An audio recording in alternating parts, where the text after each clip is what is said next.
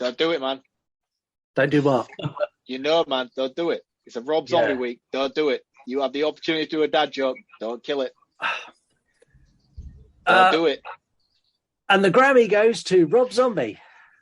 And the Oscar goes to Rob Zombie. And that's something that's never going to happen, but I thought it'd be nice for Rob Zombie to hear it just once. You motherfucker.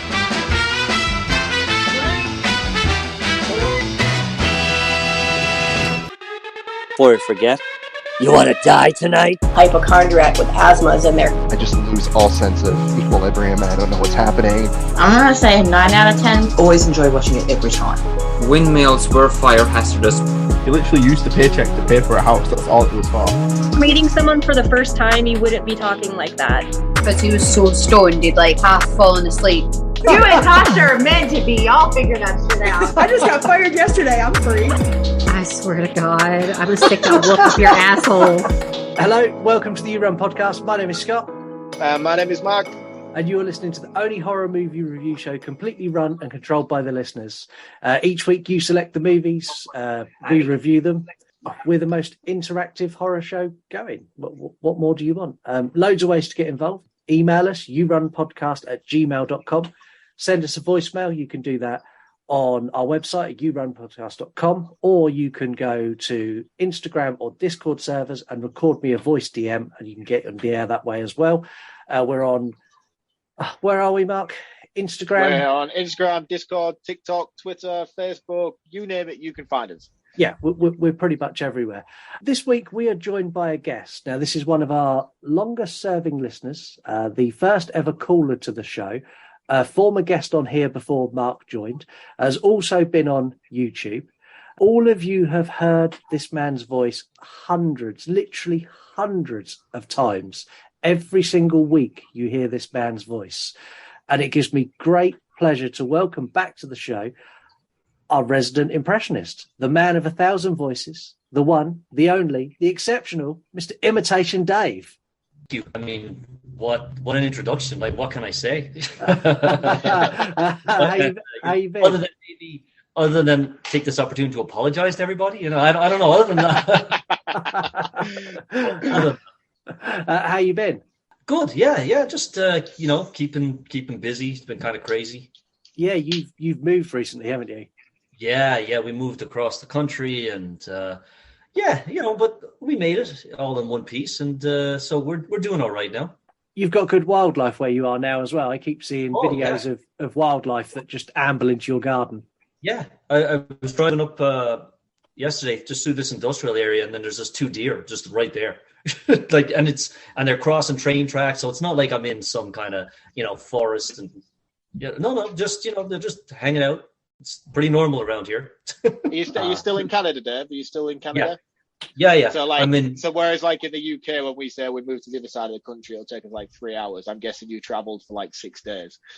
Oh yeah, no, absolutely. It was like I think 4 or 5 days, and just to get out of my province took us like 2 days. It was like just driving and driving and driving. So that is insane, man. That is insane. It is travel insane. Time. Yeah, exactly. Like you could, you know, like depending on where you are in Ireland or in the UK or whatever, you could like, you know, you wouldn't want to walk it, but you could in a few days. Me and Scott live at opposite ends of the country, and he's coming up to see me in a few weeks, and it's like, oh yeah, man, it's like a 4-hour drive to drive from one end of the country to the other. You are literally living in the same country. You have moved from one side to the other, and it's taken you 6 days to drive. Yeah, like if you want to fly from Toronto to like Calgary, what is it? I think it's 4 hours. You know, wow. And you're like.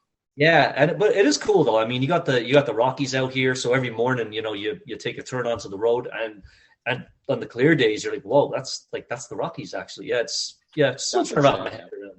Yeah, it's pretty nice. Go wrong. I'm thrilled to have you back. Are you ready for today's movie? Yeah, I'm ready. Absolutely. Marc, how are you feeling about today's movie? I'm ready. I'm fine.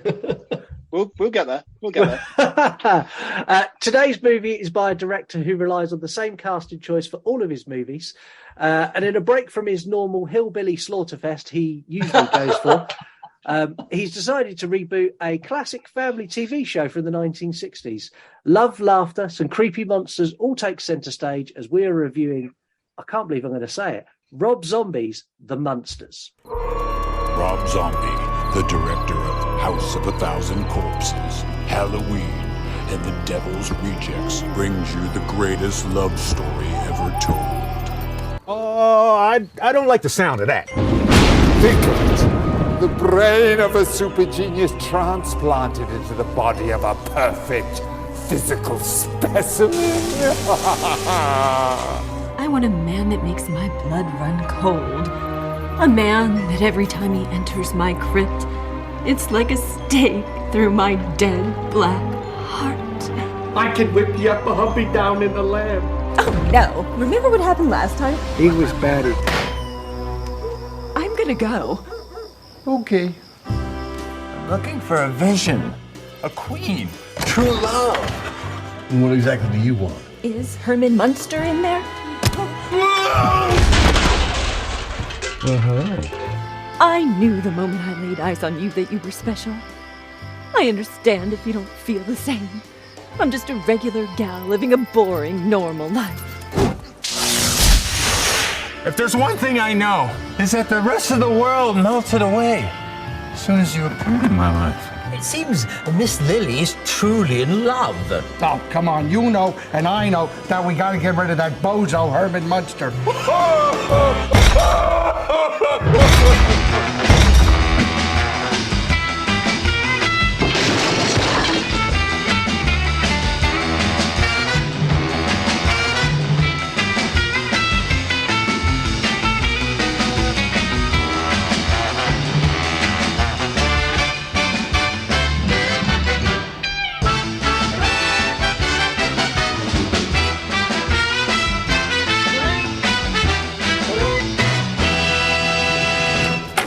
Greetings from Transylvania.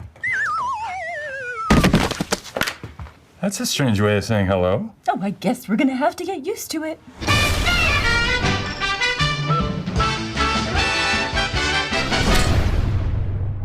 Right, we're going to kick this week off with your scores, and you have absolutely fucking slaughtered this movie. You have scored this a 3 out of 10. I'm reserving myself. I'm reserving myself for when the moment is right. Yeah, now you're going to get mine, Mark's, and Dave's scores and a bit of a roundup when we get to the end. A bit of a spoiler. I score this very different from all of you, and you're all horrible people. You need to take a long, hard look at yourselves in the mirror. Before we get into the Munsters, it's time for recommended account of the week, which Marc does. The last few weeks, we've been struggling along with Marc doing recommended account and memes to make you mad and in all sorts of different voices. And now I think it's all going to make sense to Marc why we've been doing that. So, Dave, now you're here, could you do me a big favour? Could you say recommended account of the week in whatever one of your million voices you have that at your disposal that we could then use so Marc doesn't have to do it again? Whoa. I'm just being replaced like that? Yeah. I feel like a fucking used tissue, man. How is that, man? What are you doing to me? Take it up with the shop steward. I'm sorry, we'll speak to the we'll figure it out. Yeah. Okay, so recommended account of the week. Recommended account of the week. That's fabulous. Right, there you go, Marc. That's a better intro for you. So, what is this week's recommended account? Right. So, thank you very much for that, Dave. That was brilliant. So, this week's recommended account comes from The Life and Times of a Zombie Girl. Bit of a strange one for me to pick because this isn't any particular account in general, really. This is just a general account. This is an account that is a big fan of Rob Zombie's work. She has tattoos of Rob Zombie's work. She posts regularly regarding milestones of Rob Zombie, whether it be birthdays, his wife's birthdays, upcoming events and gigs and stuff like that he has coming up. She's just basically a massive fan of Rob Zombie. Her bio reads that everything Rob and my life as a Rob Zombie girl. He has truly changed my life for the better with his work. She currently has 6 Rob Zombie tattoos. The reason I bring her up is because Rob Zombie, as a director, as a musician, as an artist, has impacted a lot of people's lives. He's a great guy, he's a great director, he's a visionary, and he's a fantastic musician. Rob Zombie, if you're listening, I'm apologizing right now for what I'm about to do to you on this episode. Okay. So, what was the name of the account again? The Life and Times of a Rob Zombie Girl. She's clearly a fan of his work. Check her out. Her account's actually really, really cool. She not just posts stuff about Rob Zombie, she also posts stuff about her own life and her own family and stuff like that. So, you know, it's not all singing and dancing for big accounts on here. We like to support the little people too. She's a great account, and I think you should all check her out. And especially if you're a Rob Zombie fan, because she is too. So yeah, check it out. Life and Times of a Zombie Girl. Okay, fantastic. So that's on Instagram? That is on Instagram, yes. When are you going to start venturing into TikTok and Twitter? When I learn to venture into TikTok and Twitter. Dude, man, I try to get on all sort of social media accounts and stuff, but fuck, you know, man, it's such hard work. I don't know how you do it. I really don't. Like, I struggle with Instagram on a daily basis. I wake up in the morning, I'll have like 62 comments or 3 or 4 inboxes. Like 3 or 4 inboxes takes me at least a day to respond to people. You have like 10 different platforms that you talk to people on a regular basis. Hey, numbskull! What? I said, hey, numbskull! So, we're doing the Munsters, and we open in a graveyard crypt with Hurley from Lost and his boss, who I'm going to say his name once, and then I'm going to refer to him as something else, Dr. Henry Augustus Wolfgang. And from now on, he will just be Wolfgang, because I'm not saying that every single time. They're opening a coffin in a cemetery, and the coffin or the crypt is empty. And then we get a zombie walking through the graveyard. And then, to my absolute shock, the zombie spoke. This was brilliant. Instantly, from this point on, I'm fully in. I loved it. Yeah, it was very good. Mark? I'll get there. I'll get there. Keep going. You keep going. You keep going. So they knock him on the head to take him down, and when they take him down, they then have a conversation that he's a world famous pianist and begin to cut off his hands by taking selfies, and that is the opening you get to this. We then jump to Grandpa Munster rising from his coffin, and I've got to say, he looks great. He looks just how I wanted him to. Yeah, fantastic. Yeah, he does as well. And Daniel Roebuck, who plays him, is outstanding performance in this. He's one of the strongest characters throughout this whole film. Yeah, I think he's fabulous. And then again, it does this kind of really dark tone, and you've got the eerie Dracula music as he sits up in his coffin, and then he stretches, groans, and then his back clicks. He's like, my back's gone. Igor. And Igor comes in, and it's Doctor Who. Yeah, which Doctor Who is this? Is this before my time? Because is this the rainbowed one with the rainbow scarf? I very flowery so. Doctor Who. I'm not a huge fan of Doctor Who, but I recognised him straight away as a Doctor Who. I think it is. I think it's the one that always wore the flowery rainbow scarf, if I remember rightly. And again, so Igor comes in and cracks his back. And this is where Grandpa explains that he's excited that Lily's going on a date with Orlok. And he adds that he's a real handsome, he's a real swinger, and he's loaded to the fangs. I love the fact that they used Orlok, because it's such a nod back to old Universal monsters. It was wonderful. And then we cut to the day. Can I just interrupt here? Yeah. Orlok, you say Orlok, like I'm not familiar vampire lore. This was Nosferatu. Nosferatu, yeah. Yeah, Nosferatu, yeah. So is that his name? Is he Count Orlok? Count Orlok. So is Nosferatu not his name? No. What's Nosferatu mean then? Is that French for something that I don't know? We've got Nosferatu coming up later this season, so we'll cover it then. I will save it for fact. That's a good answer. Let's not ban out our material too soon. Did you see that? It was I don't know the answer, but I know we've got it coming soon, and I'll research it. So we'll park that. Excellent stalling. It was very good. I have to take note of that. What's the phrase? We'll put a pin in it. We'll put a pin in that one. Yeah, we'll put a pin in that. We cut to Sherry Moon Zombie, who I'm going to say now absolutely owns the role as Lily Munster. Yeah, I know you're winding me up. Now I know you're winding me up.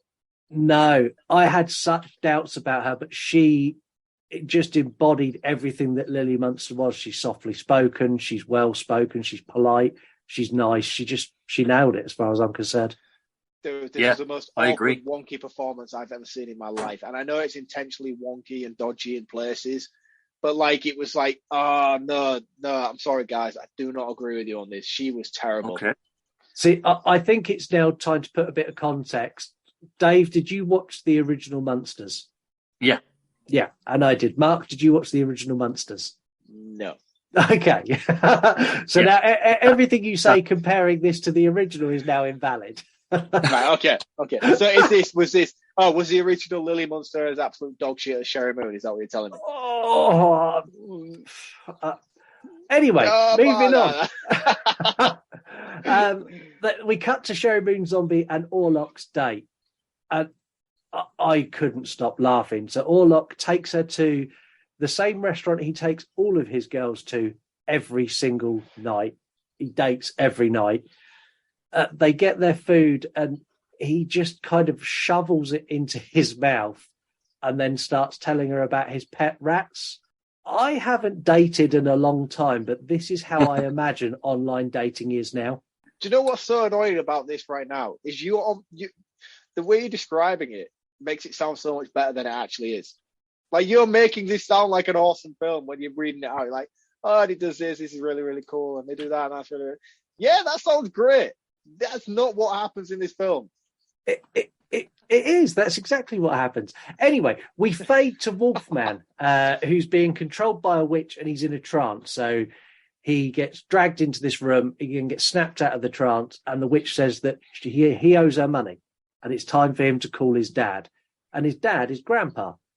And Grandpa answers the phone in the best way ever and needs to work in customer service. So he goes, hello, what do you want? Leave me alone. Fabulous. The Wolfman explains to Grandpa that he owes the witch lots of money, but she's willing to buy the castle and turn it into a casino. And Grandpa throws in, he'd rather go into business with Jack the Ripper, who's not a good tipper. He throws in there. He doesn't tip well either. Yeah, I think it's at 5% max. That's terrible. Yeah, 5% is not a good tip. No, you might not even give anything. Yeah, if you're going to give 5, just don't bother. But this is a quick throwaway scene. We go straight back to Orlok and Lily, and they're walking back to Orlok's home. This bit, we've got Rob Zombie's stamp all over it, nice and early, as Orlok lives in what I can only describe as the red light district of Transylvania. This is basically Amsterdam, yes. Yeah, there's, what is it, live dead girls, neon signs. But Orlok has a surprise for Lily, and he asks her to close her eyes. Mark, could you take us through what Orlok does next? I would if I'd have paid attention to this scene. No, how could you not pay attention? I remember Orlok does some weird little trancey dance thing. Yeah, that's it. That's it. Trance dance Orlok. How can you not pay attention to that? Oh, sorry. Why would he want her to close her eyes for that? Well, he got her to open them when he was in position under the neon sign that says, if the crypt is rocking, don't come a knocking. Yeah. He asked her to close her eyes, sorry, and then he lit the sign up, and then he did his weird little trancey dance. I do apologise. Yeah. If you haven't gathered already, I am not on board for this film. Yeah, Mark's going to be a real downer this episode. But I thought this was going to be the opposite. I thought Mark was going. This is going to be the best episode ever for Mark. He'd be like, "Oh my god, we're all on the same page. There's no Rob Zombie bashing." Dave, I wanted that episode more than anybody. Trust me. Yeah, you've been hoping and dreaming for it, right? I've been hoping and praying for this episode for a long, long time. It's like a Twilight Zone episode because I dislike Rob Zombie in all of his movies pretty much, and this is brilliant. I feel like you're just doing this to wind me up. I think you are genuinely just doing it to wind me up. I'm not, and I would like to remind you that I do have a set of Broken Spirit sat in the bag somewhere, so please play nice. I told you, I want to play a game. I feel like we're going to get to the credits and you're going to be like, and Jeremy Beadle. Da, da, da, da, da. And for everyone in the rest of the world, not the UK, Jeremy Beadle is the UK's budget equivalent of Candid Camera. It's pretty good. Exactly. Yeah, I think that's the best way to describe it. Funnily enough, Lily abandons this date. We get back to Grandpa, and he's now he's watching a movie on the TV, and he's interrupted by a news bulletin by Donna Doomley, Is this Sherry Moon again? I didn't notice. I don't think it is. Question. I don't think so, unless there was a lot of makeup used. I don't know what it was, but there's something about it. I kept looking, and I'll be honest, I didn't go and Google it, which I probably should have, but I thought it was Sherry Moon again. I wouldn't be surprised with Rob Zombie, to be honest with you. If he can throw her in anywhere, he will do. I'm hoping at some point he does a movie where Sherry Moon Zombie plays all the characters. Yeah, that's what I was joking about when I was thinking about joking about. Was like, how many roles is she going to have in the Munsters, right? Like, yeah, she killed it. You guys are killing me, honestly. You really are. The news is about a stand-up comic who's been murdered. And it happened shortly after the death of his brother, who was arguably the smartest man alive. And they have a picture of both men on the screen, which made me laugh. And one says genius, and the one next to it says idiot. And again, it tugged at my childhood humour that I liked it. Donna Doomley keeps hammering home they've been taken to the Dewdrop Inn funeral home. And this is purely to just hammer home that this is where we're going next. And we cut to the grave robbers as Wolfgang instructs Hurley from Lost to go and steal the body from the funeral home. As you guessed, it's they preempted this. Hurley steals the wrong brain. Instead of stealing the genius, he steals the brain of the stand-up comedian. You see that a lot, right? Like the Simpsons have done it, right? Like it's been so done. You know that they're going to mix the brains up. Yeah, absolutely. Yeah. It's like something from twins. Yeah. We go back to the science lab in the Wolfgang's science lab. I thought this looked great. I'll be honest, right? I know I'm bashing this, but this was where I started to come on board. This looks really, really cool.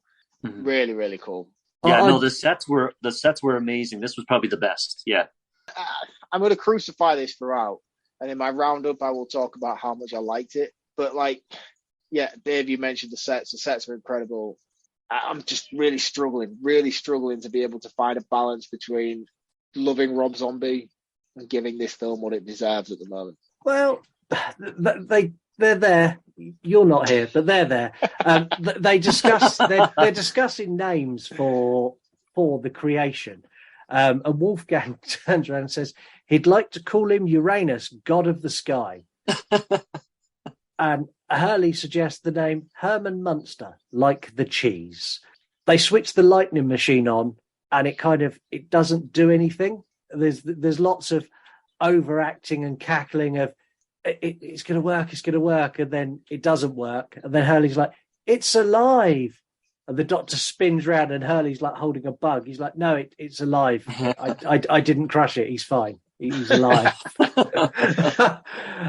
And again, this bit is like, oh, I kind of expected that to work. And then as the point where I'm going, oh, that was a bit disappointing.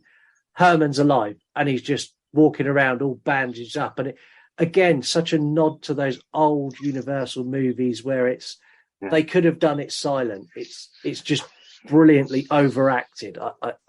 I can't gush on this movie enough.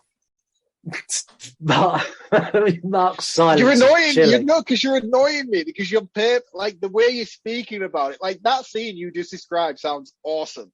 It was awesome. It fucking wasn't awesome. You made it sound 10 times better than it actually was. That's what's annoying me. Like I can't argue with you because you're describing it as amazing. And it sounds amazing, but it's not. I think you do have to go watch the Munsters. Like, go boot it up on YouTube, watch a few episodes of the original, and then I think you come back to it. Maybe your opinion will change a little bit. Yeah, I hope so. I'm going to actually have to go back and check this out because the way you guys are gushing and talking about it, you guys are the way you speak, even just the scene you described, Scott, sounds amazing. I was like, oh, that's hilarious. That's a funny little bit. Ha ha ha, tidbits. We all laugh. Great stuff. But it's not actually playing out that way when we're watching the Munsters. I don't get it. I don't know what I'm missing here. I don't know what I'm getting wrong. This is not as cool as you're making it sound. You're missing a lot. I think Dave's right. A couple of episodes of the Munsters, and all of a sudden you'll go, I see what he's doing. I see what he's done. Should I have to do that though? Well, should I have to do that? It's a question. Should I have to go back and do that? You shouldn't have to. Because you're describing this as like, oh yeah, that's great, that's amazing. Go back and watch the Munsters. This is a universal film that is aimed at a younger audience. Your kids loved it. Your kids were all about it. Yeah. You're telling me to go back and watch a couple of black and white programs from the 60s. You're going to get your kids to go back and watch a couple of programs from the 60s to appreciate this? My kids have watched all of the Munsters. Fuck you, man. You're just doing it to wind me up. Honestly, you're doing it to wind me up. Stop it. Anyway, before Marc has some sort of aneurysm and we lose him, we cut back to Grandpa and Lily, and they're discussing the date. And this is where Lily says she wants a man who'll make her blood run cold. And Grandpa offers to make her a man, and Lily's like, no, the last time you done that, it didn't work out well. They also discuss the phone call from the Wolfman. And he's like, your stupid idiot brother rung me after money, and that's not happening. On TV, you've got Wolfgang is now showing his new creation, and it's on a show called Good Morning Transylvania. And Herman is unveiled, and they do this big thing where he's, speak, and Herman goes, and Lily is just watching this, and she just absolutely swoons over this monster that's grunting at the TV, smitten by his masculinity. Yeah, and then they do he goes, well, the speaking's not working. He's got concert pianist. He's going to play the piano, and Herman sits down. And he touches one key, and you're like, oh, this is going to be great. And he just demolishes the piano. I'd have loved it if in this scene he'd have played the Halloween theme. That would have blown my mind. That would have been good, actually. I imagine Rob Zombie. Yeah. Even a few seconds of it, just a start, couple of and then smash. Yeah, exactly. Oh, Rob Zombie, you missed a trick. He finally does speak, and he opens up with a joke, which his jokes are great. My mother-in-law fell down a wishing well, and all this time I never knew those things worked. This is exactly the kind of jokes that you thrive upon. This is your opening segment of the show. There's so much. I could have rattled off all like 7 or 8 jokes he'd done here, and every single one of them got a little sort of, that was good. I liked that out of me. You know, what's funny is when they said the one about like, you fell into a vat of varnish and die, terrible death, lovely finish. I remember that's my dad. That's my dad's joke. My dad tells that joke all the time. It was funny. I'm like, Rob, like you might need my dad, like a little % here or something. I don't know. Royalty. Yeah, thank you. Yeah, there you go. Yeah, how many times my dad told that joke? Like I said, oh my god, like it's unbelievable. I wonder how much research went in to find all the dad jokes, because they are thick and fast all the way through the movie. From this point and on, they are dad jokes. That's exactly what they are. Yeah, absolutely, 100%. Yeah, this is maybe why you like this film so much, Scott. It's quite possible. Lily is obsessed with Herman, and this is where we start to get the plot for the movie starts to unravel.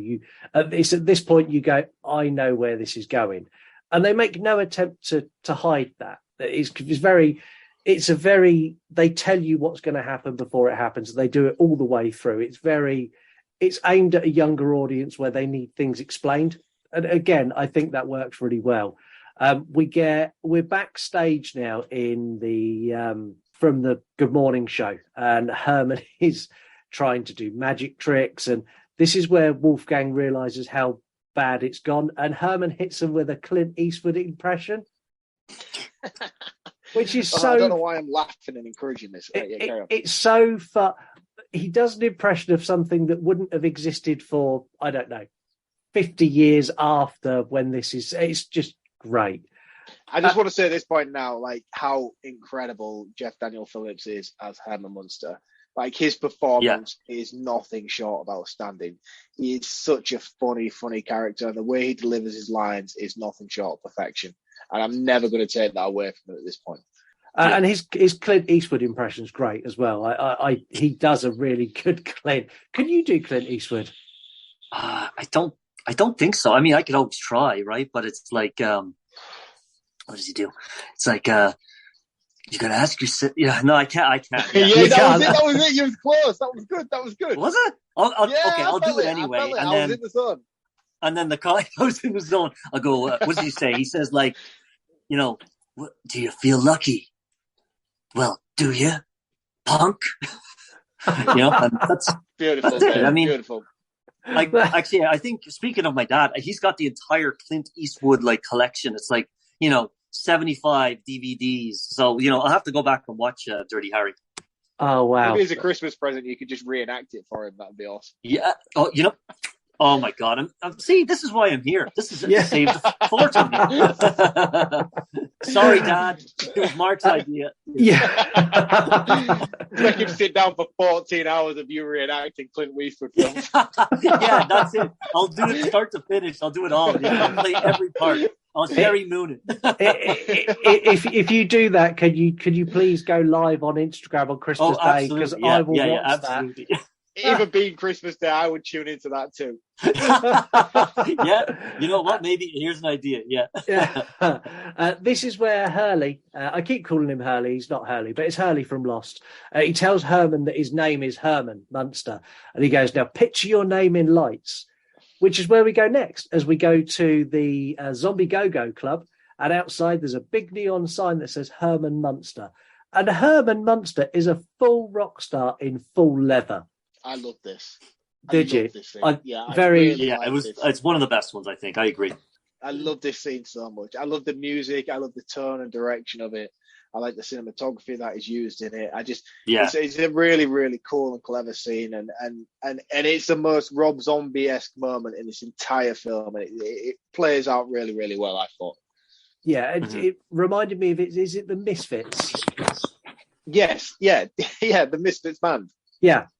Yeah, oh yeah, that's I didn't think of that. Absolutely, yeah. Yeah, that's where I went in my head. Instantly, I went, oh, this is great. The Misfits have just become relevant again in 2022. Who would have ever thought that was going to happen? Lily's at the club and she's watching and just doing her swooning again, and then she goes into the back of the club to try and find Herman. She wants to meet him. She bumps into her brother, the Wolfman. He goes, oh, yeah, I know Herman. I was chilling with him earlier. If you give me some money, I can take you to where he is. She gives him some money, and then he's like, oh, yeah, he's up in one of those doors somewhere up there. Anyway, got to go, bye. Just doesn't help her whatsoever. Lily finds Herman. They meet face-to-face at the door, and some of the most uncomfortable flirting ever. Yes. And this is where we're first introduced to the weird but excellent cinematography that Rob Zombie uses, where they have a scene where Herman clearly visualizes Lily, but in the background you just see Herman and you see the love effects and the sort of pool of love ride sort of stuff going on behind him. Something that comes into effect so much more throughout this film, but I think this is the first time it's utilized, is where he looks at Lily, but you only then flash back to Herman, and all you see behind him is fairground ride lights, of love hearts and stuff like that. And it's so cool, man. It's so cool, and it's done again throughout with Grandpa Munster and stuff, and it just looks very, very cool. It really, really does. And again, Rob Zombie, man, you're a fucking great director. You really, really are. But I'm going to continue to bash your movie till we get to the end of the run through. I'm just dropping nuggets in that do you know what I mean? You all know I love Rob Zombie, so I'm just trying to get that little bit of information out there that I do still like him and he's still great. But so what you're saying is when I do the section of the show that I release and I tag Rob Zombie and you can hear a section, you want that bit used. That's the bit I want you to use when you tag me, please. Yeah, the bit where you say, I love Rob Zombie, this direction's amazing, and then he'll listen, and then he'll DM you. Just take the I love Rob Zombie bit out, that'll be fine. Okay. They agreed to have a date, and it's going to be at Lily's house with Grandpa, and it's going to be at midnight. I assume you are the Herman Munster character I've been hearing so much about lately. After a brief stop at the market, so Herman goes on his date and he stops in this market. The market is, again, the set is visually brilliant. Yes. It just everything about it looks so good. It's also vibrant. It's almost like it made me think of Army of Darkness, that kind of medieval set that they've put so much work into that you only see for a brief second, and it's just the work that went in is great. Yeah, they have rats running around, and I agree. Like I said, for like you said, for not even that, it's not like the movie set in that part. Yeah, a few minutes and that's it. Yeah, and if I'm honest, I would say that 90% of this stuff that they use for the sets, I reckon Rob Zombie owned, because the budget for this is small. Oh man, he has built his house around this shit. Like, he's that much of a Munsters fan. You can just guarantee that everything from these set designs and all the rest of it, he has literally taken home and put in his living room. Yeah, and I don't blame him either. Herman arrives and has a particularly uncomfortable meeting with Grandpa. And this is how I want to be when my daughter starts dating. He's like shouting from the rooftop, "You're a moron. I'm sorry, can you speak up? I said you're a moron." I love this. This was so funny. Like, this was the one moment where I genuinely laughed out loud. And it's where Grandpa then comes like down instantly and he's at the door, but Herman's still shouting at him. Like, "Oh, I thought you liked it." Yeah, I thought you wanted me to shout. Dinner is equally as uncomfortable, but again, that whole dinner scene made me chuckle, where Herman's trying to be really like smooth and suave, and he's not smooth and suave, and Grandpa's like, "You're a clown." I don't know, man. I don't know. How do you keep a vampire in? What was it? How do you keep a vampire in suspense? That was fucking brilliant. How do you keep a vampire in suspense? And he's there, like, looking at his nails, and I was like, yes, so good. Yeah. And then he hits him with, I'll tell you later. And the you know, it was a great one as well was when he said, "Oh, did you hear about the glass coffins?" And he's like, "Oh, remains to be seen," or like, "How did they work out?" And I was like, "Oh my god, this is brilliant." Yeah, they just come out of nowhere though. They just come out of nowhere. Yeah. Seeing clips like that, and it's like, fuck yeah, man, that is so cool. It gets quite heated between Grandpa and Herman, and in the end, Lily goes, "We're going to go for a walk," and she takes Herman out. Grandpa tells Igor they need to do something about this situation, and we now get a montage of Lily and Herman's dates, and this is just an excuse for Rob Zombie to play dress up with his wife. Yeah. That's all it was. It's a cosplay fantasy for Rob Zombie, 100%. And we do karaoke. They get tattoos. They do that was funny, yeah. The tattoo was great. Herman's getting this tiny Lily tattooed on his arm. Crying, and then Lily's got a massive Herman Munster on her back, and she's there like just smiling. Yeah, she's What did you guys think to the rendition of "I Got You, Babe"? I got you, babe. I got you, babe. Oh Jesus!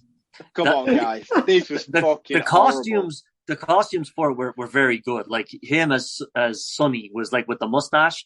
But but oh my god, yeah.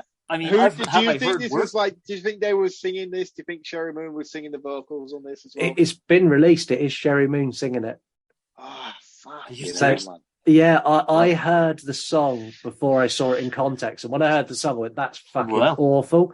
And then when I saw it in context, I went, "It's still awful, but it kind of fits with the scene." It kind of works. But yeah, it's available. You can download that on Spotify, you can download it on iTunes, and you can also use it in Reels and stories and everything on Instagram because it's on there as well. Really? Yeah.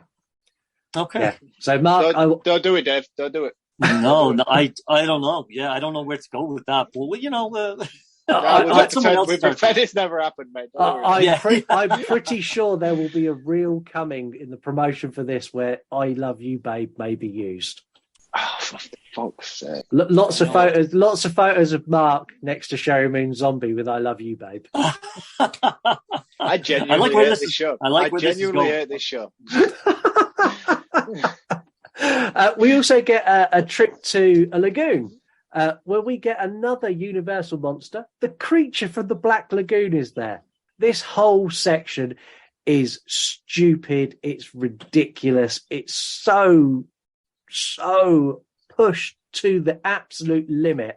But I couldn't get over the fact that every second of it I enjoyed. And it ends with Herman proposing. which she accepts. Which I did like this as well on the beach where he had the ring at the side and he's like, get it together. You got this. I was like, oh, that's cute. Yeah, I liked her swimsuit. Her swimsuit was like right out of the 30s. You know, you're not even showing ankle. You know, it was funny. I like that. I like her. I like her. She's a beautiful woman. She very is. She is a beautiful woman. Don't worry, Rob's not here. You know, no. I know, but Scott's thought about tagging him and stuff. I gotta be careful what I say. Oh, that's okay. Fair enough. But fair enough. Every week I tag directors and actors and actresses, and it's nothing new. And I'm going to say it. Rob Zombie, your wife is hot as fuck. Well done, man. But the Rob Zombie is one guy who actually pays attention and does comment back on shit. So you need to watch yourself. I think that's a perfect compliment. Your wife is hot. Well done, sir. I can't see how you could take that in a bad way. No, this is very true. He's a very lucky man. Especially when you compare it to lots of the other things that people say on the internet about Sherry Moon Zombie. Anyway, moving swiftly on before Rob Zombie hunts me down. There's a knock at the door. Yeah. Wolfgang is now back. We find out he's been on holiday to a leper colony and he's caught leprosy. Herman comes home and announces that he's engaged to Lily. Hurley is over the moon, and Wolfman not so much. But this little scene where he's gone to the leper colony, Herman's going, "Oh, so you've been on holiday?" And he turns around, like half of his face is falling off. Like, you look good, man. You look well. Oh, jeez. Grandpa's doing a spell to try and get rid of Herman, so he's trying to make the perfect husband, and he's putting in a hair off of Tarzan's chest. He does some other bits that he puts in there, and he's trying to summon a marrying man to the door. It goes horrifically wrong as what I can only describe a character from Planet of the Apes appears. Yeah. It's like Evel Knievel, but if he was in Planet of the Apes, like the suit and everything, it's just ridiculous. Yeah, it's really weird. And then Grandpa goes, "Oh, damn, that wasn't one of Tarzan's hairs. That was one of Cheetah's hairs." And for anyone who doesn't know, Cheetah was it Tarzan's chimpanzee? Was he a chimpanzee or was he a gorilla? I didn't know that either. I remember seeing that. I'm like, I know he was like the name, but we'll have to check this out. Yeah. Yeah. Can we stall? We'll figure it out in another episode. Yeah. We'll put a pin in it. Yeah, there you go. Yes, exactly. I'm sure he was a chimpanzee, and I'm sure there's someone out who's going to correct me and go, "No, he wasn't a chimpanzee. He was a gorilla." This is where Grandpa finds out that Lily's getting married, as Lily comes in and shows him the ring. I kind of thought this is where we were going to get some sort of dark, sinister plan to split them up, but we don't. It cuts straight to the wedding day. I was real jarred by this because it seemed to me like she showed him the ring. And then I thought he died, and then we'd got like this coffin scene of him pulling through, and I was like, "Oh, that's Grandpa Munster in the coffin."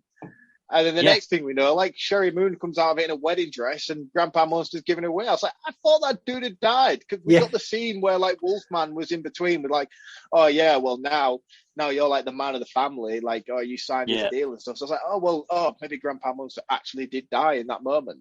Yeah, it was so weird. This was very, very poor writing in this moment. I'll be honest. Yeah, it's a little bit jarring. I'll give you that. Yeah, I think it was maybe it was intentional, but they could have done it a little bit differently because they do like there's no guesswork for a lot of this. Like you said, they announce what's going to happen next before it happens. So I agree with that. I thought he was dead. I thought, I did. It was just really weird. Like you assume he's dead because he faints at the engagement ring. The next thing we see is people carrying the coffin out, and then we see the brother Wolfman coming over and be like, "Oh yeah, well now like you're the man of the family, rah rah rah. Why don't you sign this contract deal, blah blah blah." And then next thing you know, it's like Grandpa Munster's there giving Sherry Moon Zombie away. I'm like, what the fuck's going on here? I thought you died. This is where Wolfman or Lester comes back and he convinces Herman to sign over the deed to the castle because he's now the man of the house. The castle's his. And Herman, because he's an idiot, signs it. Lily's wedding entrance, I thought this looked great. Visually was just like so much colour, so much going on. It was brilliant. They were married by a Tin Man. who was voiced by Butch Patrick. Mark, who is Butch Patrick? Butch Patrick is Eddie Munster from the original TV series. Yes. So everyone who complained that Eddie Munster wasn't in this, he was. He was indeed. And the original Eddie Munster. Yes. The robot pastor, priest, vicar, whatever you want to call him. He was actually, I think, a bouncer at the club as well. I think when Orlok and I can't remember, one of the clubs, you see the robot, he's also a bouncer, so he gets around. Yeah, he's got multiple Tin Man does get around, yeah. I was thinking he was going to be like Bender. I'm like, he's a bouncer. I started going to Futurama, but, Yeah, it is very much Futurama. It is very much that character. And he kind of, in the ceremony, he catches on fire. And then when he pronounces man and wife, he's like, can someone call 911, please? Because he's broken. The ceremony ends with Wolfgang turning around to Grandpa and going, well, he's your bloody problem now. Yeah, but he says this in the most British accent you've ever heard in your life. He's your bloody problem now, mate. And it's like, hang about, you haven't been British throughout this whole film. Or Australian, depending on which way you want to look at it. But he was, in fact, he was hitting the bottle. So, I mean, sometimes that brings out... Yeah, but I don't drink and turn into French. You know what I mean? Like, this guy was American throughout this whole production, and all of a sudden he's like, he's your bloody problem now, mate. And I'm like, what the fuck? Where's this coming from?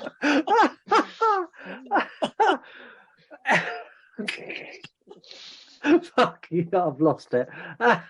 Right, Wolf. Sorry. Could you just do your British accent one more time for me, man? I am British, by the way. This is my British. It's your fucking bloody problem now, mate. Oh my god! It doesn't swear, by the way. But no. It doesn't swear. Wolfman delivers the deed to the witch, and she gives him a tiny amount of money, saying that's all that's left after her cut. We now get another montage, which again was completely unnecessary and just Rob Zombie playing dress up again. They're in Paris. You get them. You get all these little cut scenes of them doing various different things. They find out there's a monster haunting the sewers, and they go to investigate. After a bit of looking round, Herman catches the monster, which is what you see straight away is a little bit of a lizard thing. And anyone who's not seen the Munsters, it will mean nothing. Anyone who has seen the Munsters knows that this is the family pet, the dragon Spot, that in the series is ginormous and lives under the stairs. It was just very fucking boring, mate, I'll be honest with you. Bloated, very bloated, this. I will agree. It was unnecessary, but I still liked it. Again, like you said earlier, like if you're a fan of the Munsters, you will have caught that nod. But we spent 10 minutes of montage for this thing that the payoff was a little pet crocodile that you've now mentioned to me is something that plays a big part in the TV series and is their pet. So it's obviously the start of, like, this is obviously an origin story of the Munsters. Yeah. Therefore, you're getting nods to things that you would find in the TV series, like this pet that you've just mentioned now. Like, but we just spent 10 minutes with a stupid Paris montage for him to find this little mini crocodile in a sewer. How can you call it? How can you call it a stupid? You got Herman Munster in a beret. Oh, that was the best, and the striped shirt, like yeah. Do you know what, guys? I really fucking hate you both. Honestly, I really hate you both. Back with Grandpa in Transylvania, we find out that he was once married to the witch, and she's now issued him with an eviction note, and he instantly arrives in the Paris hotel room, and this again is brilliant because Herman's ordered room service, and he's like, I don't like it here because they open the door and they just throw the room service at you. And she's like, it just happens in France. You need to get used to it. And he opens the door and Grandpa Munster goes to hit him with a bottle, and he takes the bottle out of his hand and closes the door. The door knocks again, and he opens the door and goes, oh, sorry, and gives him a tip and closes the door on his face again. It's so good, so slapstick. You're so easily entertained, man. Honestly, it's unbelievable. I really am. Grandpa breaks into the room and he tells Lily what's happened. He tells Lily that Herman signed away everything. Herman's solution to this is to hold his breath until they get the castle back and he passes out. Yeah, all right. Yeah, this is funny. Grandpa and Lily decide to contact a solicitor to see if the contract is legally binding. And watching this, I went, really? That's where you monsters are going there? These monstrous characters got all these special abilities. They're going to their solicitor. They contact their solicitor, who tells them they don't stand a hope in hell. It's all legally binding. And Herman comes up with the plan that they're going to leave Transylvania and go to Hollywood. And he's the man of the house, and that's the decision. And Grandpa's like, yeah, okay. This was weird. This was so weird and so jarring how all of a sudden, from this point on, Grandpa is just on board. And like he bows down to like Herman being the man of the house and like just falls in line almost. And it's like, it's just so weird how it just plays out like it does. Like he's got this vendetta against him throughout this whole film. And then all of a sudden he's like, oh yeah, we're going to go to Hollywood. And Grandpa was like, yeah, okay. And there's even this scene where like he's on about taking Igor with him and he needs to be a bat as if they could have come up with this plan together. But from that point on, nothing ever comes to fruition. It is literally just Grandpa Munster falling in line from that point on. It's so weird. It's so weird. And I feel like there's a big portion of this film missing from this segment here. You know, I thought it has to go there. You know, did it have, I don't know, maybe it was a situation where they were editing, right? There was a deadline. I don't know. But like you guys have seen the original Munster, so like obviously Grandpa Munster is obviously I don't even know if he is named Grandpa Munster, but like Grandpa, I'm assuming he falls in line and accepts that Herman is the man of the house. But for him to just do it so drastically and no sort of like he's had such a vendetta against him throughout this full film, and he's even talking. It's almost like they do it as like a backstabbing way, like he's going to take Igor with him to Hollywood and transform him into a bat so he can come with him. Like they're going to come up with this plan together to be able to take Herman down. But then for the rest of the film, he just falls in line as if like Herman's the man of the house, and it just follows suit. It feels like there's just such a big percentage of this film missing from this point here. Yeah, I can see how. Yeah, I can see how you get that. You're going to try and justify it, and again, I hate you both. I'm not going to try and justify it. I mean, in the series, Grandpa and Herman. Grandpa accepts that Herman is kind of man of the house, but Grandpa spends a lot of his time just making snide comments. I think that's the best way to describe their relationship in the series. Yeah, but it's just set up in this moment as if like Igor's going to come with him and he transforms him in a bat with it to take him with him to Hollywood so that they can like almost take Herman down. But then from that point on, nothing's ever addressed about it. Like it is literally a case of their family. Grandpa falling in line. They're family now. You don't take family down. Who are you, Vin Diesel? Calm down, man. Oh, geez, Fast and Furious. They head to Hollywood, and we get a plane ride, which again I thought was great. Air Transylvania Flight 666, and Herman is the most drunk and plays drunk so well. He made me laugh a lot. I feel a bit like Herman now, to be honest. Yeah. They in the meantime, they've also sorted out a house. They've spoken to a real estate agent, and they speak to her on the phone. She goes, "Look, when you turn up at the estate, I'm dressed to go to a Halloween party, so don't be alarmed by my appearance." They arrive and open the door, and she immediately faints in a very overacting kind of hand on the forehead way. They bring her to, and then we get this strange cartoon, I don't know, like car ride that is like a cartoon. I didn't get that. I didn't understand. I'm going to justify this right now. Right. Okay. I genuinely think that feel like he wanted to originally do this in black and white, which obviously is now become common knowledge since this film's come out. He's openly stated that this was something he wanted to do. He wanted to do it in black and white, but he wasn't allowed to do it in black and white. So I feel like this was the only bit he could have got in. And it's a very sort of surrealist take, the way he edits and films this segment, where they're in this sort of cardboard cutout car and driving around this cardboard cutout city. Oh, God, the one thing you hear I actually like, which is so annoying. Like, I actually like this scene and I like this segment because it's very artistic. No, you're right. He wanted to do in black and white, and this was, an opportunity to make this part black and white. You can see in every scene that Rob Zombie and the cast had an absolute whale of a time making this. Oh yeah, there's like a 7-hour cut of this film somewhere. I'm telling you. The blooper reel, when the DVD comes out and the Blu-ray, I have to see some of the outtakes because it's probably, like you said, 6 hours long. Yeah, and in my roundup, I have some comments I'm going to make regarding why I feel like it's filmed this way. But we'll get there. We'll get there. They arrive at Mockingbird Heights, which is all decked out for Halloween. The Munsters obviously love this because they go in and they go, wow, look, because everyone's dressed as a monster and they think they're real monsters. And we finally get our first shot of the Munsters' house, and it just looks so spot on to how I remember the series. This house is perfect. And again, like Rob Zombie has like screamed loud and proud about this on his Instagram, his social medias, and this was all filmed in Budapest, as far as I'm aware. And he built it. He built this house. He genuinely recreated this full house. Could you just tell me at what point we're in on this film right now? We're near the end. We're near the end, and this is his biggest selling point. And we're about 10-15 minutes away from the end. Yeah, but it's an origin story. It'd be no good if it started here. This is where I wish it had started. I would like to see more, but we'll get to that in roundups as well. The estate agent tries to sell them like this new condo, and Herman Munster's like, "No, I'm not taking any of it. I'm not going to be duped by your Hollywood ways. I want this house." And she's like, "Okay." And then Grandpa Munster's like, "And we don't want any of the graves removed. We want all the bodies there." And she's like, "Okay, that's fine."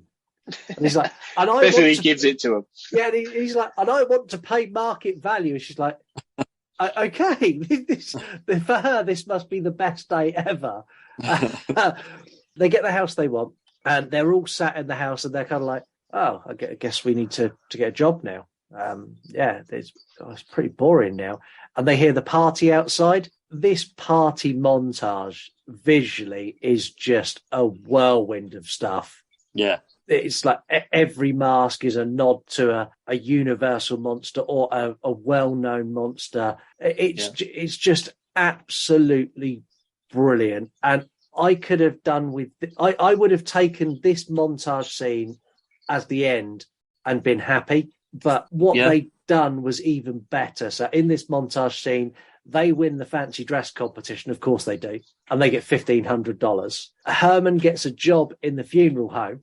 So the funeral home take him on. And they go home and they're happy. And again, they could have ended it here. But we cut to the next day and they get up and they're like, last night was great. We're going to love living here. And Herman Munster walks outside and everything is now back to normal. And he absolutely freaks. He runs in and gets Lily and Grandpa. I was like, you need to see it. They're all not, they're terrible, hideous monsters. And they all go outside, and there's just this moment where they all look and go, oh, fuck, what have we done? It's when he rushes in and he's screaming for Lily. He goes, car 54, where are you? I don't know. I don't know the reference. We'll get to that, in fact. It's a great reference. It's a brilliant reference. They go back inside, and after a while, Wolfman knocks on the door and tells them that he made a killing in Vegas and gives them a check that we don't see how much it's for. And they all jump up and down in this big celebration, which is how I imagine Rob Zombie reacted when Netflix said they wanted to buy this. Yeah, because it's clearly on its ass at this point. To be honest, I had a problem with Herman Munster freaking out because they were in Paris. Like, they saw humans. It wasn't something unknown to them, you know? And Grandpa's like 300 years old and a vampire. Like, he has to know what humans are too. You know what I mean? Just the way they went about it was a bit weird. It didn't make a lot of sense. He could have freaked out because Can't believe I'm going to do this. Can't believe I'm going to do this. So when they go to France and when they're in Paris, they go for the meal and stuff, and they freak everybody out, and everyone's scared and runs away. Yeah.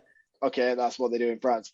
I could only assume when they get to Mockingbird Lane that they think, oh, this is home. Everyone's weird and everyone's crazy. This is a perfect place to be. But then the next day they realise, oh, God, I can't believe I'm justifying this film.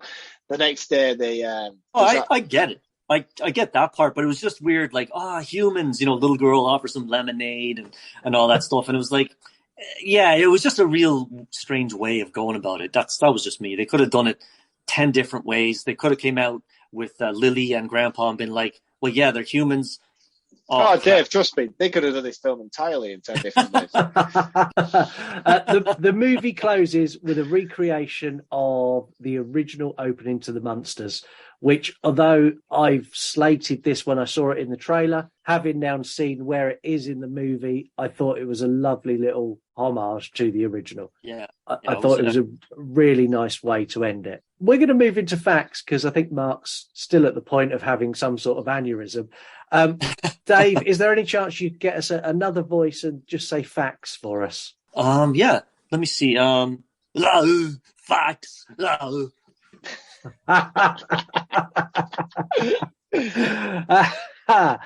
Into facts then. So Rob Zombie's first movie not to be rated R. This is also the first ever Munster movies not to show or feature the character Eddie Munster, even though he does. Rob Zombie shot the entire film in a highlighted colour scheme. When asked about it, he said, I noticed when the actors were in their makeup and just walking around and getting lunch, it looked like cartoon characters come to life. They were so insanely colourful, I had to light the entire movie in the same way. To me, when I watch this, it's like watching a live action cartoon, and it was so exciting to see. It was like saturated colour. It was kind of cartoony or comic book feel. Yeah, I thought, like, honestly, that part really blew me away. And I was that early on too, where I was like, it looks absolutely fantastic.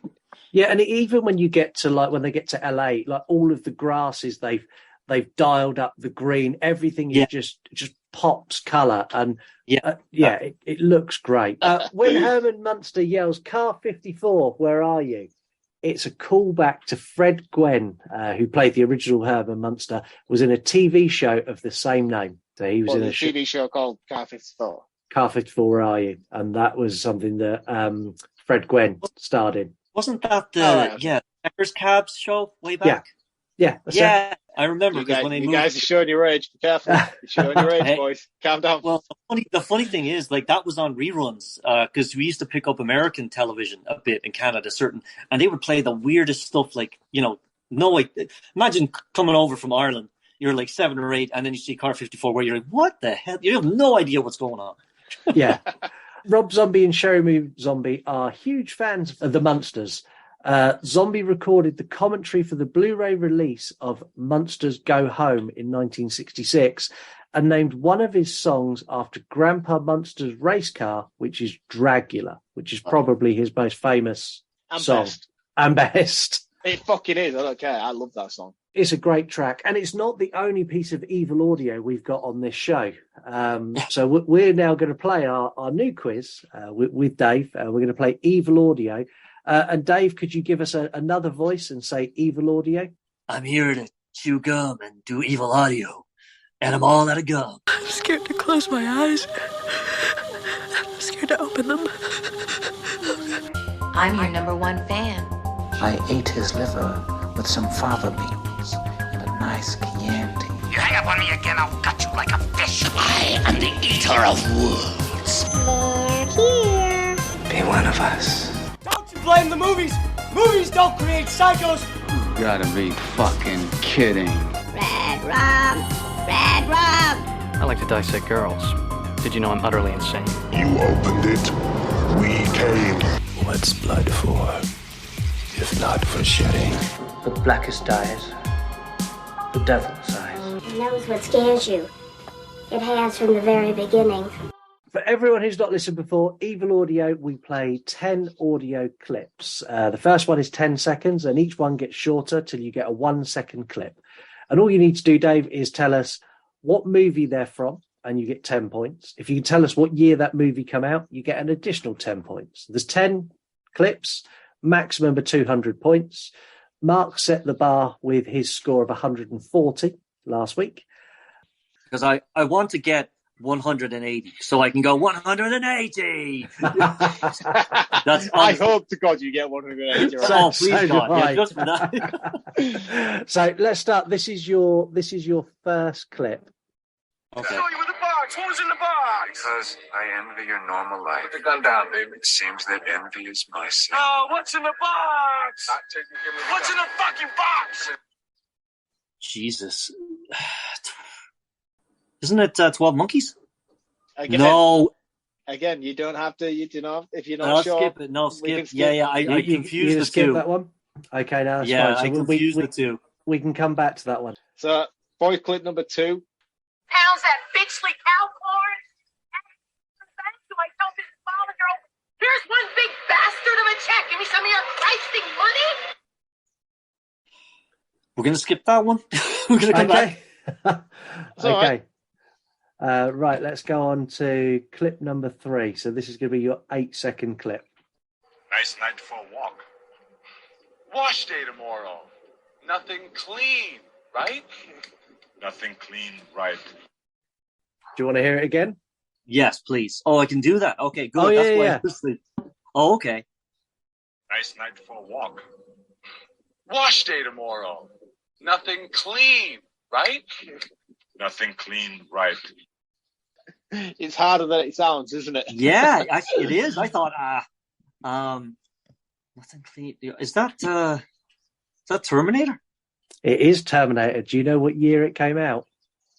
Oh, 1986.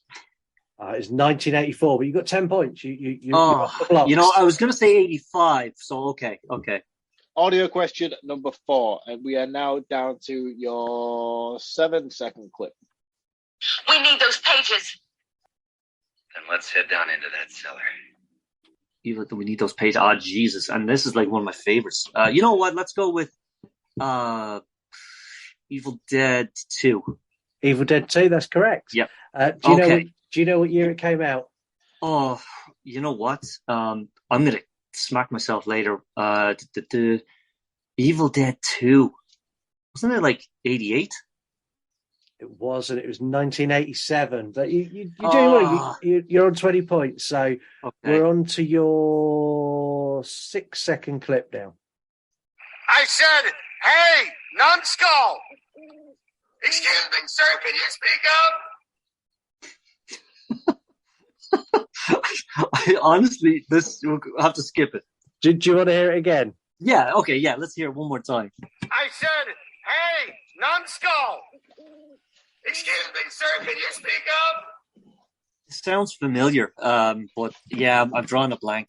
I'll give you a clue. You've watched it really recently. Oh, wow. As in really recently. You've discussed it recently with 2 other people. Jesus Christ. Talk about leading a horse to water and then the bloody thing won't drink. Yeah. You know? You may have discussed it today. I said, hey, numbskull! Excuse me, sir, can you speak up? Oh you my may God! have discussed it's it the right Munsters, now. for God's sake! It is the Munsters. Yeah. And what year was the Munsters released? This Munsters, yeah. 20. Oh my God! 2022. 2022. That's 20 points you got for that one. Well done. Jesus, thank you. You got that, Dave. Well done. Right. Well, question number 6. I'm not really a complete and utter imbecile. Just for everybody watching this, you know. Nobody thinks that, mate. Don't you worry. Here we go. Imbecile. Yeah, you're doing great. Here we go. For audio number 6. This is your 5-second clip. Wander off the beaten path, Doctor. Who are you people? You know what? Yeah, one more time. Wander off the beaten path, Doctor. Who are you people? You know what? No, I'm just gonna take the L on that one. No clue. Okay, we'll come back to that as well. So you got 9. You got question 10, question 9, and question 6 to come back to. So let's go on to your 4-second clip. I used to hunt ghosts with your Uncle Cyrus. 13 ghosts. Hunt ghosts with your Uncle Cyrus. That's correct. 13 ghosts. What year did it come out? Oh no! Jesus! Hold on. We did this one together. That was the year 2000, and it was early 2000. So 2000 and I'm either gonna say 2001 or 2003. probably both wrong, but let's go with 2003. It wasn't. It was 2001. Oh my God. Yeah, it's so funny. You're doing all right, though. What have you got so far? 10, 20, 30, 40, 50 points so far, and you've still got some questions to go back to. So you're doing all right. Question number 8, which is your 3-second segment. Oh, okay. Here we go. She wouldn't even harm a fly. Okay, one more time. She wouldn't even harm a fly. She wouldn't even harm a fly. Boom. You know what? I'll just take a stab at it. Damn. Even my guess is going to be terrible, I think. Because I'm like so clueless. I'm like, you know what? She wouldn't harm a fly. Let's go with Sleepaway Camp. It wasn't. It was Psycho. Psycho. You know, oh, jeez. Yeah, okay. I knew it wasn't Sleepaway Camp. It's one of these crazy things that when I tell you what the audios are, instantly you go, oh, shit, yeah. And you can picture the scene they're in as well. Yeah. Yeah. Well, even the one with Brad, my first question, the one with Brad Pitt, what's in the butt? You know, and it's like, even just now, I'm like, okay, what the hell was I talking about a few minutes ago? But anyway, yeah, exactly. You've still got that to come back to. Yeah, you can come back to that. So, yeah, so we're on to... Question number 9, which is your 2-second clip. Okay, 2 seconds. Is your home? Is your home? Is your... Is your home? Damn, that's a tough one. Okay. You know, let's go with The Shining. It wasn't. It was The Strangers. So close as well when you said, you know, I was like, you mother. See, and straight away you've gone, it's at the end where they say, because you were home. Because, yeah, I mean... Last one. So this is your 1-second clip. Oh, okay. A whole 1 second. A whole 1 second. Never trust the living. Never trust the living. Whew. Okay. Night of the Living Dead. No, it wasn't. It was Beetlejuice. Oh. I said the same thing. I thought it was Night of the Living Dead. Yeah. I was like, just Jesus. So, do you know what? We've still got questions to go back to. So why don't we go back to your question number 1? Box, who's in the box? Because I envy your normal life. Put the gun down, baby. It seems that envy is my sin. Oh, what's in the box? What's in the fucking box? Oh, that's definitely Brad Pitt. Yeah, let's go with the 7 Deadly Sins. Yeah, I'll give you that. It was 7. 7. What did I keep calling 7 Deadly Sins? Jesus. Yeah. Can you tell us a year? Can you tell us a year to round off for another 10 points? Thanks. Yeah, you're being very generous. 90. Let's see, 5. Yeah, correct. Nice. It was 95. So now we're going to go back to your 9-second clip. So you've got your 10-second one. You're getting them on the second time round, so don't worry. How's that bitchly cow corn? And the bank, do I tell Mrs. Bollinger, oh, here's one big bastard of a check. Give me some of your Christing money. So what did she say at the start? Like, how's that bitchly cow corn? That bitchly cow corn. And in the bank, do I tell Mrs. Bollinger, oh, here's one big bastard of a check. Give me some of your Christing money. you know what? This is total. I have no clue. I'm just going to say something that's not Silence of the Lambs. Yes. No, it was Misery. It was Kathy Bates. Yeah, of course. Now, yes, I knew. Obviously, it's not Silence of the Lambs, but you know, I'm like, I might as well say it's better to have a punt than it is to just let it go. Yeah, definitely. So we're going back to question 6. You're off the beaten path, Doctor. Who are you people? I'm going to give you the hint that you should focus on the first voice, not the second one, because the first one is more recognisable. Wander off the beaten path, Doctor. Who are you people? Doctor. Mars Attacks. It wasn't. It was Blade. It was Whistler. Oh, no.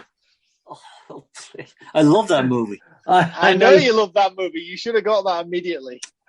You know, I thought this was that'd be a bit easier, but no, this is very good actually. Don't worry, mate. I made it look easy on the first round when I did it. Yeah. It's fine. So we cycled back to everything now, haven't we? So you've done all of them. So Dave, you scored 10, 20, 30, 40, 50, 60, 70 points. Okay. Well done. That's a good effort. Yeah. Puts you in second. So that's good. Okay. And how many tries have there been so far? 2. So either way, you're in second place. It's fine. That's all into 3-word reviews. Dave, could you do a voice for 3-word reviews? 3-word reviews, yeah. Let's try Zoinks! 3-word reviews, man! Yes. Brilliant. So 3-word reviews this week. I asked for 3-word reviews, and anyone who hadn't seen it, I asked for 3-word predictions.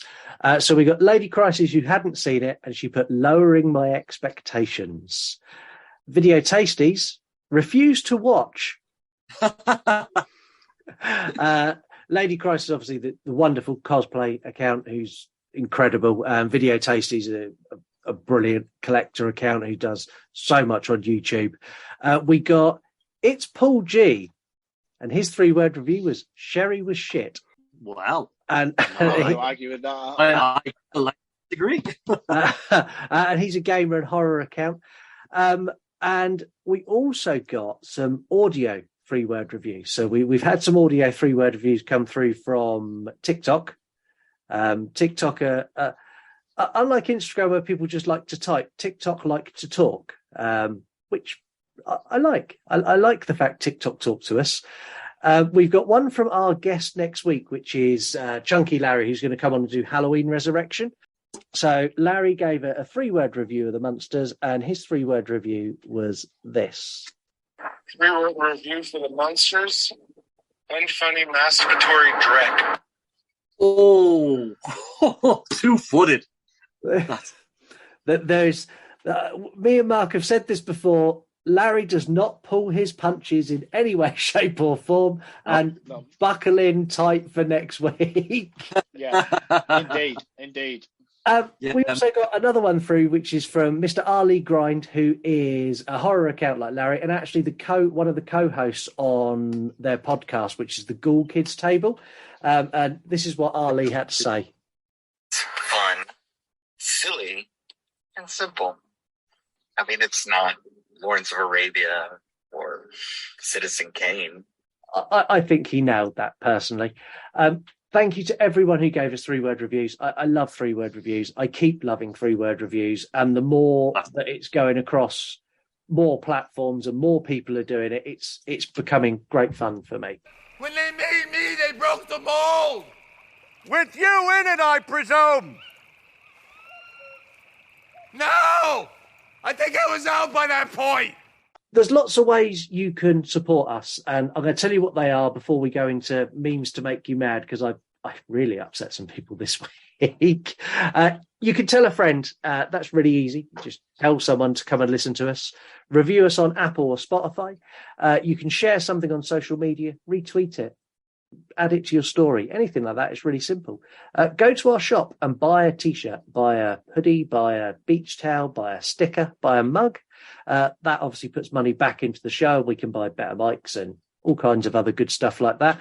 And don't forget, we've got our special deal running at the moment, Marc, which is... that super deal that you spoke about earlier. You've gone blank, haven't you? The super deal is for £50, you can buy your own personalised podcast, and you can that's what I was saying. That's what I was saying, that personalised episode that you was on about earlier. Yeah. I hate you sometimes. You can have a personalised podcast where we will record any movie you want. You can come on as a guest. We'll put whatever quiz in there. We'll do whatever features you want in there. We won't release it, and we'll give it to you in audio form. You can either keep it for yourself as a keepsake, or you can give it to a friend as a gift. it's a good gift, and we've had people take us up on it as well. So it's something that me and Marc will be recording some soon, and it'd be cool. It'd be cool. And like you say, you can pick anything. Like you can literally pick anything. Like you know what mine and Scott's tastes are, and we have very varied tastes across the board, as you probably learned throughout the seasons of how against the vine me and Scott can be sometimes with our taste in movies. So you can pick anything. Like if you can imagine what Scott likes, and you can imagine what I like, and you think, oh, these two pair of idiots would be perfect if they argued it out over this. You can pay to have us do that, and we will do that for you. Yeah, I mean, if we can go to the extreme, if you want us to argue over a Muppets Christmas Carol, we will do that for an hour and a half if that's what you desire. I don't think for 1 second me and you would argue over a Muppets Christmas Carol. No, we wouldn't, because it's awesome. Yes, exactly. Yeah. Yep, agreed. Okay, motion carries. Yeah, that's the first time we've agreed all episode. Episode, I think maybe like just period. Yeah. Memes to make you mad. I promised I would go hard on memes to make you mad this week, and I did. It went on TikTok, Twitter, Instagram, and the meme was Bill Lumbergh from Office Space with the meme where he goes, if you could not do that, that'd be great. It's the that'd be great meme. And below it was a picture of Rob Zombie's Halloween 1, Rob Zombie's Halloween 2, and the Munsters. And the caption said, "Hey, Rob, if you could not touch anything else, that'd be great." That's not fair, is it? I got some mixed response. So I got some hate, but I also got some love in the comments. So over on Instagram, Whole Doll Parts, who's Katie from Spaceman and the Doll podcast, what an awful opinion for you to have. We had Voices from the Mausoleum, Angel, over on Twitter. Lies. You are excited about the Munsters. #troll.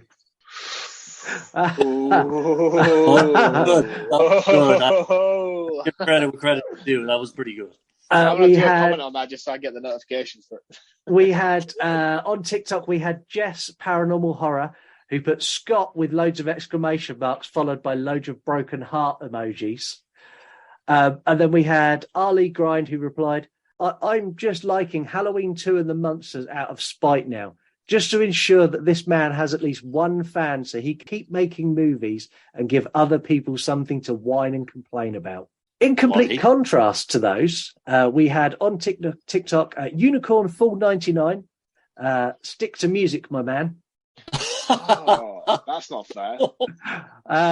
We had Autumn Girl 24/7. I agree. No more is needed from him. And then we had the OG Shape 1978 on Instagram. I feel the exact same way. Lots of hate for Rob Zombie in there. We're getting more people to fall for more memes to make you mad, but I'm only warming up. And I promise the meme for next week will make people absolutely rage because it involves Busta Rhymes and his involvement in Halloween Resurrection and how great I feel like I'm just going to have to take myself off social media for a week because I feel like you're just going to do my head in that much. Like I literally feel like I'm just going to have to take myself off any form of social media or internet content because you're going to wind me up. I know you're going to wind me up all week. Well, we've got memes to make you mad coming for Halloween Resurrection and Halloween Ends. I might just block you for a fortnight. Yeah. Not entirely. All platforms, yeah. Marc, I'm going to let you kick it off this week and give your score because I'm pretty sure we're going to wildly disagree on this. So off you go. Oh, fucking hell. Right, okay, everyone buckle in. I'm going to try and break this down as best as I possibly can. I'm going to start off with the casting. The casting's great. Although I've dissed on Sherry Moon Zombie, and as much as I hate that Rob Zombie recasts her in every single film he does, she actually did a surprisingly decent enough performance. It took me a good 20 minutes to get into this film before I actually appreciated what she was doing. It was very jarring at first, but again, this whole film is very, very fucking jarring at first. If you coming into this having no experience with the Munsters or anything prior to that, and you were just picking this up based on being a Rob Zombie fan, you really need to give this some time to settle in and just take on board what is happening on screen, because it's a very, very jarring experience. The the hyper surreal color palette that Rob Zombie used is something that I feel was maybe done. I feel like his intention with this was always black and white. And I feel like when you're filming in black and white, you have to film with such a hyper surrealist color palette in order for when it transitions to black and white, the white and the black contrast each other and pop out. So I feel like he always has that in mind. So don't for 1 second think that you're not going to get a black and white version of the Munsters, because I feel like he's filmed it this way purposefully because he hasn't been allowed to film a black and white version of the Munsters. So that thought, if he films it so hyper surrealist like he has done, that when it comes to editing and post-production like it has, you'll get 2 releases of this. So count my word right now, you will get a black and white version of the Munsters in the coming weeks. I really dislike this film. It's not my tone. I didn't think the humour landed as well as it should have done. But again, I don't think I'm the target audience from this. And I think, like, because I'm a Rob Zombie fan, I'm going into this expecting a Rob Zombie film. And this is not it. Yeah. I'm not the audience. It's not catered for me. And he's doing something different. And the problem with Rob Zombie is the fact that he's put himself into such a niche by casting the same characters and the same actors in every single film and repeating himself with the same tone and same film that he does with every single film he does, that when it comes to doing something like this, everybody expects something that he's not delivered upon.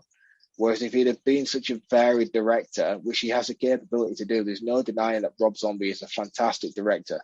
He's shown it in this. Regardless of whether you like this film or not, the cinematography and directing talent that this guy has is second to none.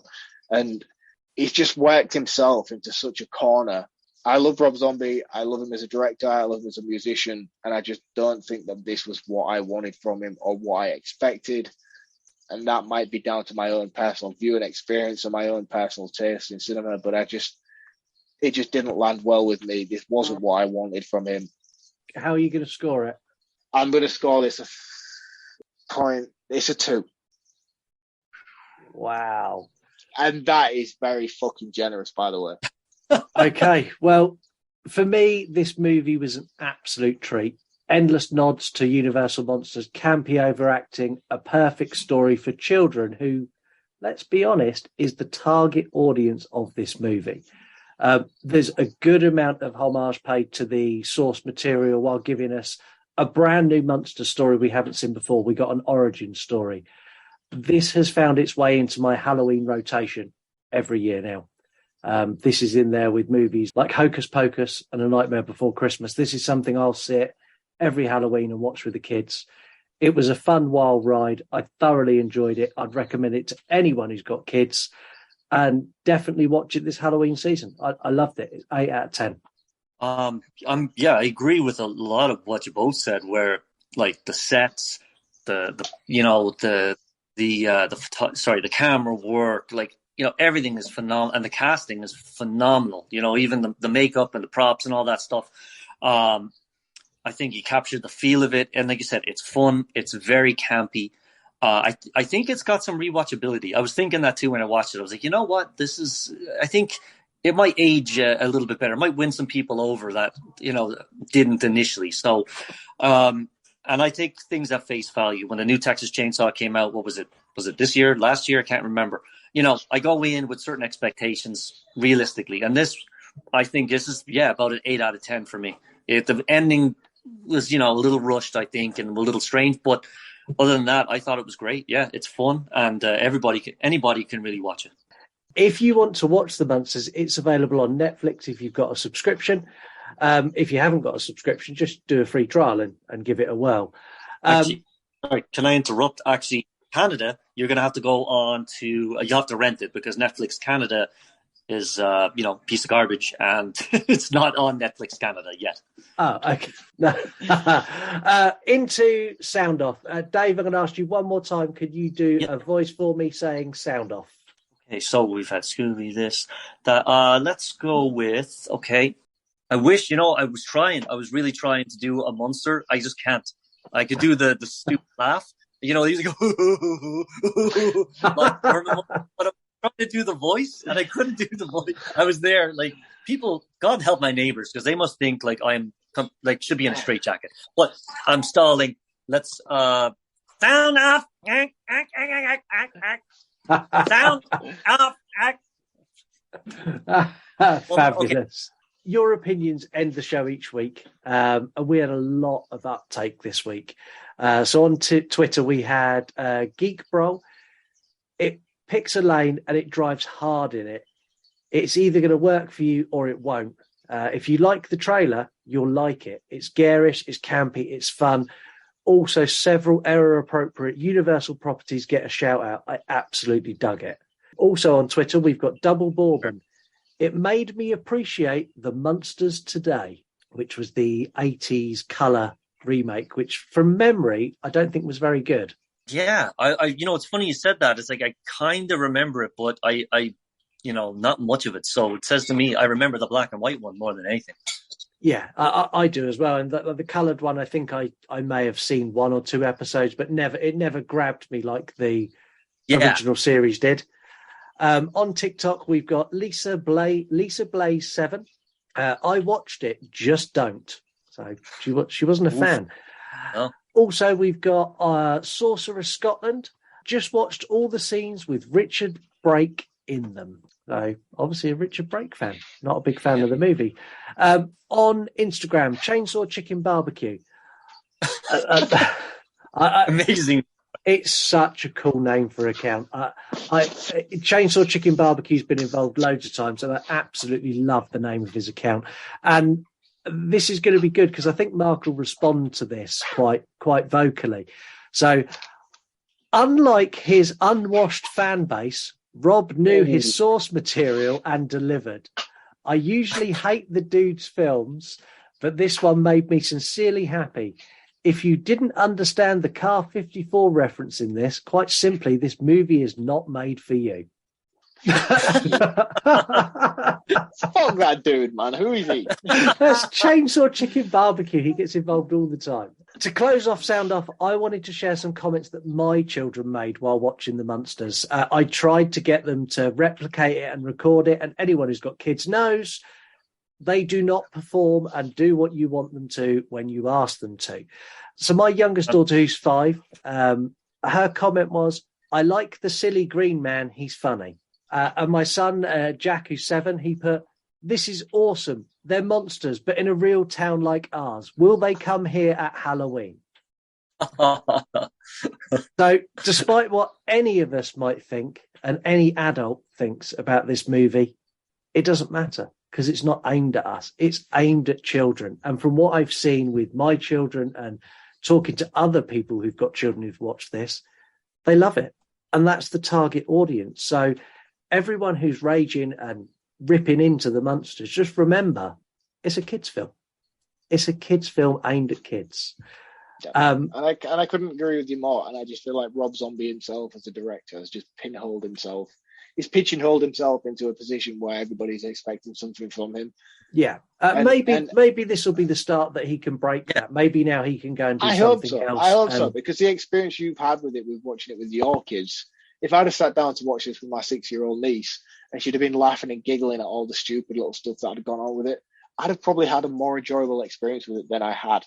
But I'm a 32-year-old man, and I sat here and watched this on a Wednesday night at 9 o'clock at night, and I was like, oh, fuck, it's just a 2-hour Monsters movie. And this is not for me, So, again, it's just meeting that target audience. And unfortunately for Rob, I am not the target audience for this film. No, you're not. Me and Marc will be back on Friday with horror movie news. This week was recorded before the episode, so breaking the norm, you'll get a sober version of that show. Dave, thank you so much for coming on again. Thank you. Sorry, I've kept getting you to do voices all the way through.